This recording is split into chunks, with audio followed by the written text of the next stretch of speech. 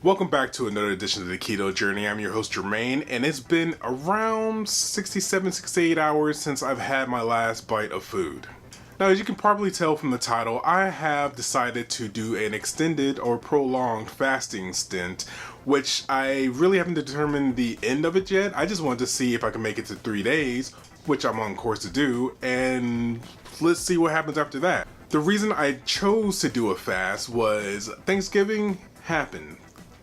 And Thanksgiving was kind of rough. Now, for the most part, I stayed keto, but I did allow myself to eat some desserts at my parents' house, and I think I might have eaten some desserts at my in-laws. I can't remember, but I knew after going to my parents' house, I was like, you know what? I need to do something. I need to kickstart this ketosis. I need to get back to the mindset that I was in.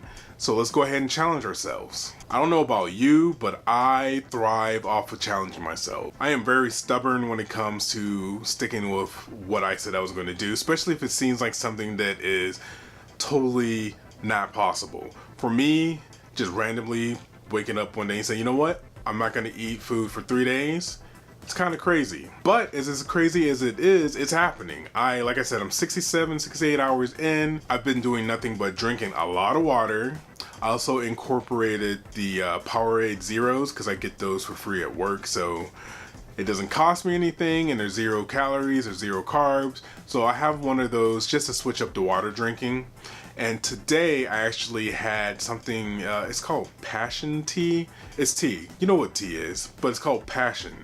It tastes like hibiscus, floral, lemon, orange juice, and it's pretty good. No sugar, straight water and tea, and I gotta say, I'm surprised that I'm not hungry yet. Throughout these last 2 days, I thought I was going to be in pain. I thought I was going to faint. I thought I was going to be lightheaded, and so far none of that has happened, which proves something that I always thought, that hunger is a state of mind. Hunger is something that happens throughout the day at those times where you know you should be eating, like lunchtime. If you skip lunch, you're probably going to be hungry because usually you eat lunch. And if you just push past that hunger, if you just push past that point where you think something bad's going to happen and you get to the other side, you realize it is pretty good. I feel great. I'm not hungry.